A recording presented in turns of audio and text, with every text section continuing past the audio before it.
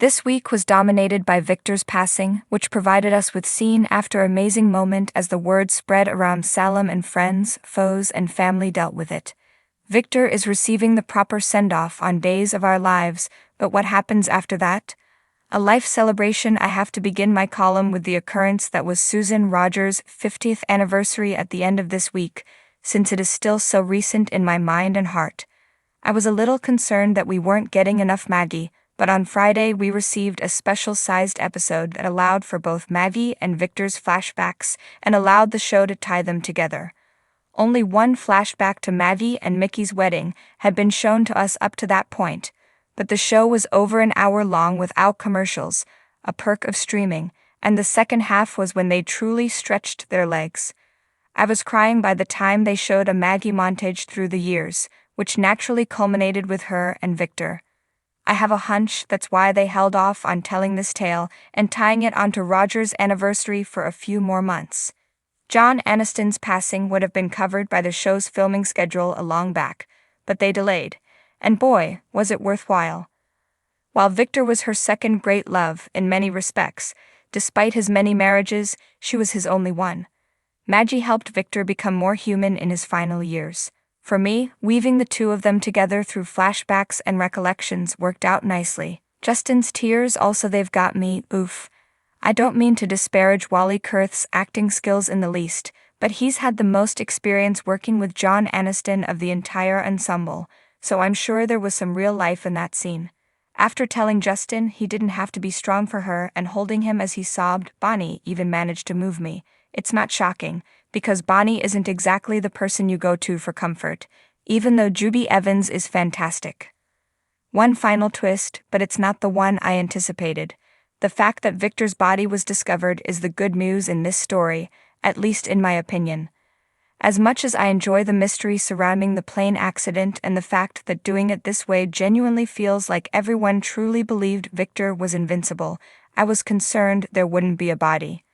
I am aware that this sounds strange and a little chilly, and it leaves far too many possibilities in the soap opera realm. Although discovering a body doesn't necessarily stop resurrections, but I didn't want this to become a situation where Victor ended up being recast or brought back in any manner. That must be impossible.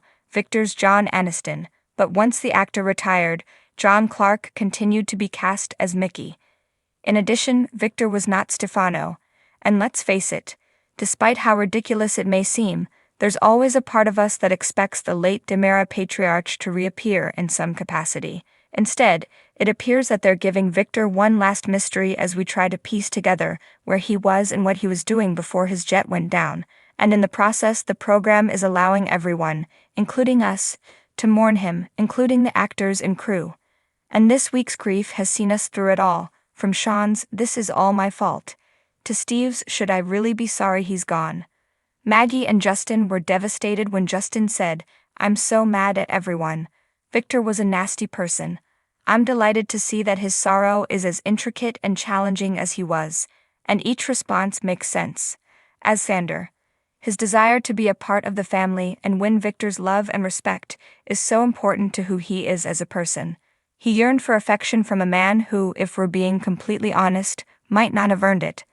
However, it does not lessen the hurt Sander feels at losing Victor, and his scenes with Brady where they bonded over their conflicting feelings for Victor were just superbly executed, and I believe that may be the only thing now keeping Sarah's secret under wraps. Sander was startled to find his heavily pregnant ex-wife at the end of the week, but it appears too early for him to immediately understand what is happening. I believe, though, that he will be sidetracked enough to believe her Rex narrative. Given that he's already in pain, it's possible that just enough of him is upset by the notion that she and Rex are dating and expecting a child for him to prefer to be insulted than accepting the truth. Today a Kamish, gone tomorrow. Now that we know Martha Madison has left the show, I suppose we can already predict how Belle will depart. Sean was already pursuing Beau, and now that Victor has passed away, his exclamation that "everybody hates me" will only make her turn away. Thanks for watching this video. Please subscribe to our channel, Daily Bulletin News, and stay with us.